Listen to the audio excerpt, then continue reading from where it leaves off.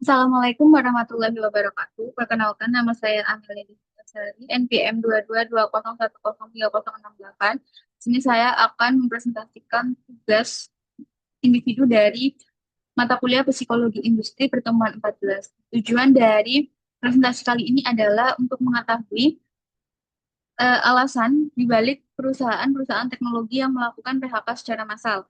Dan untuk mengetahui analisis terkait apakah hal tersebut itu berkaitan dengan kemajuan teknologi AI saat ini. Masuk ke yang pertama yaitu ada ringkasan berita. Yang pertama ada perusahaan Google dengan karyawan terdampak sebanyak 200 karyawan pada divisi sales dan partnership. Alasannya adalah perusahaan Google itu akan mengembangkan data center dan teknologi kecerdasan buatan. Lalu yang kedua ada perusahaan Microsoft yang dimana karyawan terdampak itu sebanyak 6.000 karyawan. Semua pada semua level tim dan wilayah, tapi hanya difokuskan pada pengurangan lapisan manajemen. Lalu alasannya adalah Microsoft memilih menggunakan AI untuk menggantikan pekerjaannya yang di PHK. Selanjutnya ada Meta dengan karyawan terdampak sebanyak 3.600, dengan karyawan yang terdampak adalah karyawan dengan kinerja yang paling rendah. Alasannya adalah untuk meningkatkan standar kinerja dan berupaya membangun beberapa teknologi penting di dunia. Lalu ada Dell, yaitu sebanyak 12.000 karyawan pada bidang Secure Works dengan alasan untuk peningkatan penggunaan kecerdasan buatan AI. Lalu ada IBM dengan 1.000 karyawan yang terdampak pada divisi pemasaran dan komunikasi.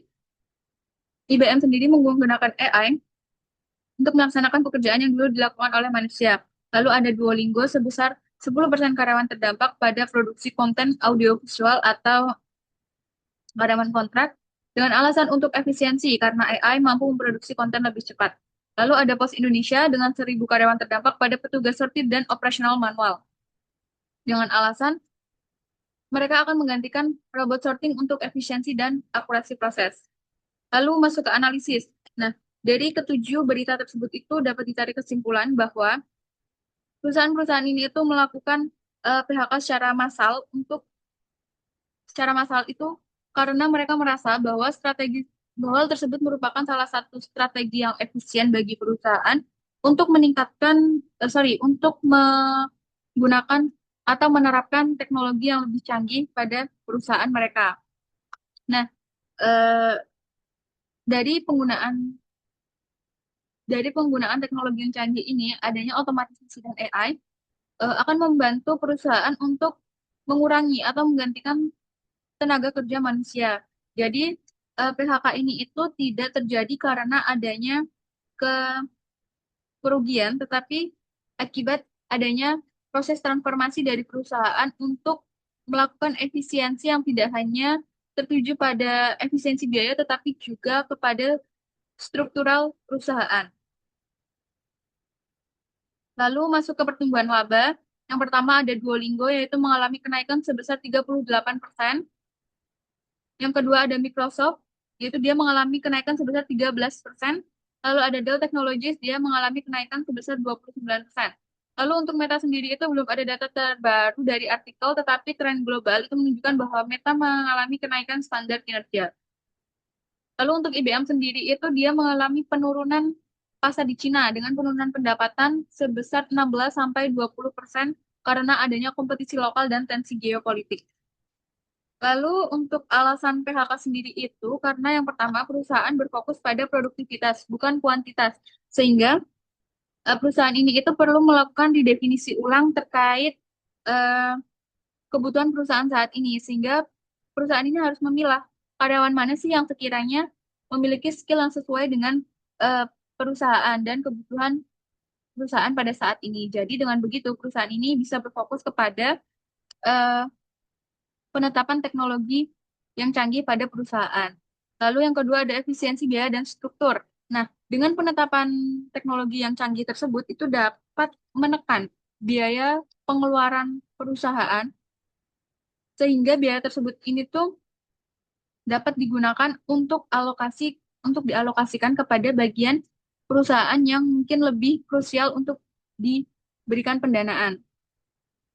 Selanjutnya ada otomatisasi fungsi dan peningkatan standar kinerja. Nah, dengan penggunaan teknologi ini, perusahaan itu akan perusahaan akan mampu mengefisiensikan waktu karena dari tugas yang tadinya dikerjakan oleh tenaga manusia itu eh, beralih ke tenaga otomatis seperti AI atau robot yang nantinya hal ini itu akan mampu meningkatkan kinerja perusahaan sehingga kinerja perusahaan saat ini itu lebih sesuai dengan kondisi eh, digit kondisi perusahaan pada saat ini. Lalu untuk penyebabnya sendiri itu yang pertama itu ada transformasi teknologi dan modal bisnis yang dimana perusahaan saat ini itu lebih berfokus kepada teknologi AI atau robot untuk mendukung perubahan yang cepat tanpa perlu menambah em, sumber daya manusianya secara besar-besaran. Jadi hal ini itu akan membantu perusahaan dalam efisiensi biaya maupun waktu. Lalu ada perubahan prioritas bisnis. Nah, saat ini itu perusahaan-perusahaan besar sudah mulai berfokus atau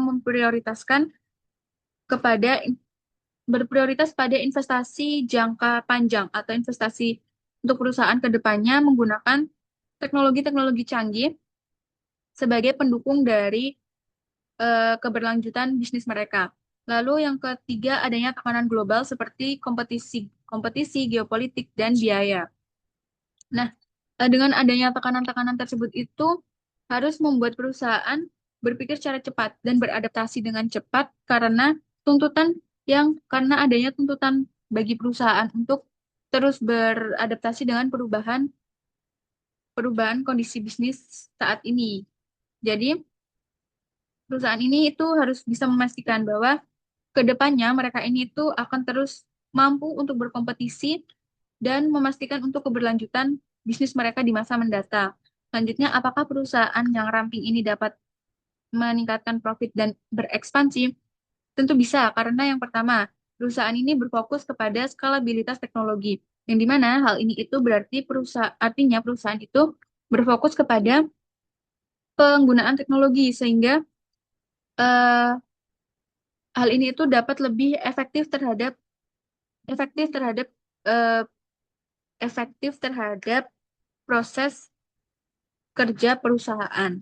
Contohnya seperti penggunaan AI dan software itu mampu melayani jutaan pelanggan dalam satu pekerjaan. Jadi mereka ini dalam satu pekerjaan contohnya seperti Duolingo yang menggunakan 100 yang mengupdate 100 kursus tanpa harus menambah banyak karyawan baru. Lalu ada produktivitas SDM yang lebih tinggi. Nah, kenapa hal ini bisa terjadi? Karena perusahaan itu perusahaan itu tidak hanya mengurangi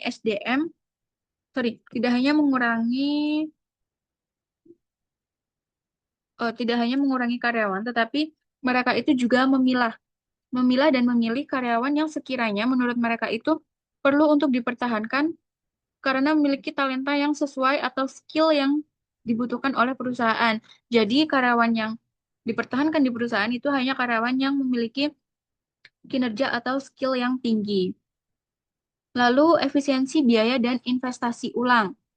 Nah, karena adanya perampingan karyawan tadi, itu otomatis akan memberikan efisiensi biaya karena perusahaan tentunya yang tadinya di pengeluaran banyak karena memberikan gaji, entah itu pe- seperti perbaikan infrastruktur, itu pasti akan sedikit terkurangi dengan adanya penggunaan teknologi AI tersebut. Nah, jadi perusahaan ini berinvestasi ulang kepada perusahaannya yang tadinya banyak karyawan sekarang dipindahkan kepada atau dialihkan untuk fokus kepada teknologi otomatisasi. Lalu ada fokus pada core business dan data driven decision making. Nah, untuk saat ini tuh banyak perusahaan yang sudah mulai fokus pada core business dengan melepas pekerjaan non inti melalui otomatisasi. Jadi seperti pekerjaan yang mungkin berulang atau repetitif itu tuh dapat digantikan oleh AI atau robot sehingga tim internal mereka ini itu dapat berfokus kepada eh, penentuan strategi atau inovasi untuk keberlangsungan bisnis mereka. Jadi, dari pengambilan keputusan tersebut itu, mereka mengambil keputusan by data, sesuai dengan data, em, sesuai dengan data yang ada. Jadi, PHK ini itu tidak selalu dipandang untuk memangkas karyawan secara besar-besaran, tetapi tetapi PHK ini itu ditujukan untuk optimalisasi sumber daya manusia, sumber daya di perusahaan tersebut. Jadi langkah-langkah strategis ini itu bisa dilakukan perusahaan untuk perusahaan itu terus bertumbuh dan berkembang di era kompetisi, di era kompetisi digital yang cepat dan semakin kompleks. Lalu ada teknologi AI yang dapat menggantikan em, karyawan. Yang pertama ada Large Language Models atau LLM atau ChatGPT.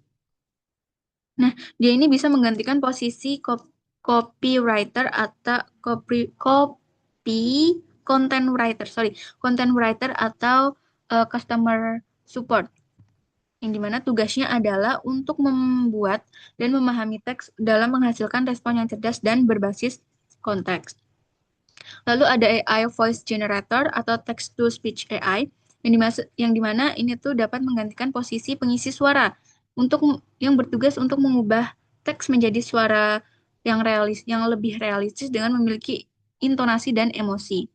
Lalu ada sorting dan delivery robots atau otomatisasi logistik yang dimana dia ini menggantikan petugas sortir dan gudang untuk otomatisasi sortir dan distribusi barang berdasarkan pemindaian kode atau barcode.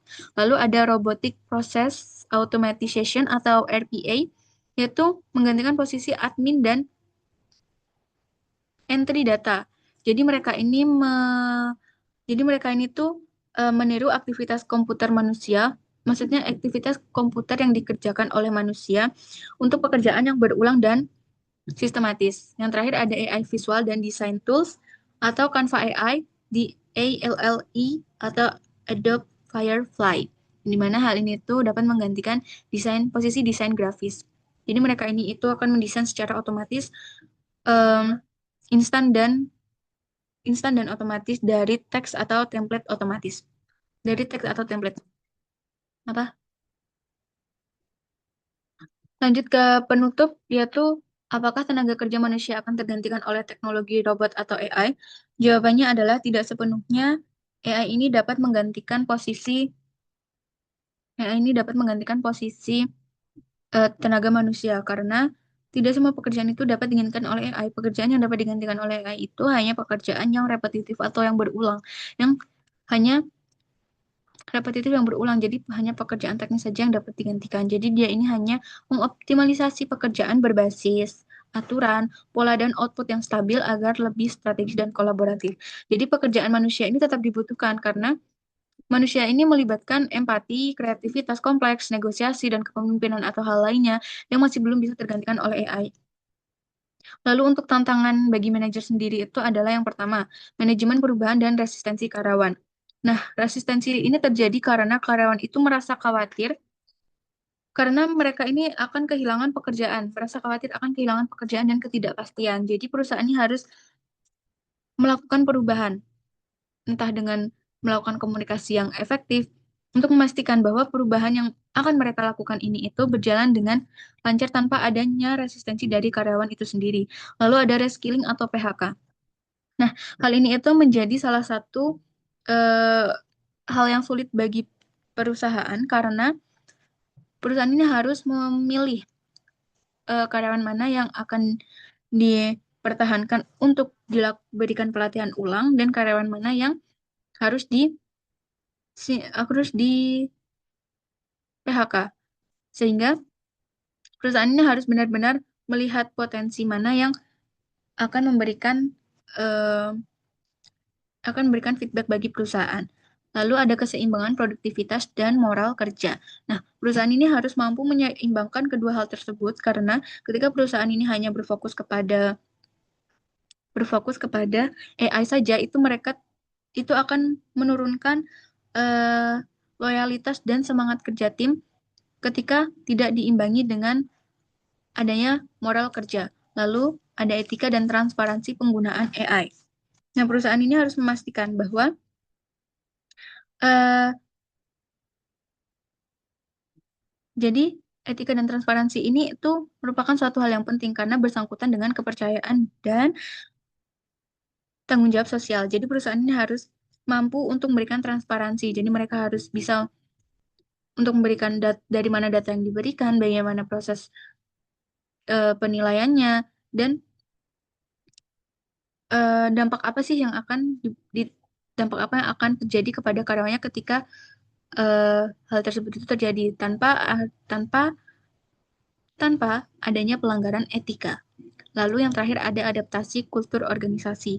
Nah, perusahaan ini harus mampu beradaptasi dengan cepat pada perubahan teknologi saat ini yang tadinya pekerjaan itu dikerjakan secara manual oleh manusia, itu harus langsung itu harus berpindah kepada otomatisasi teknologi.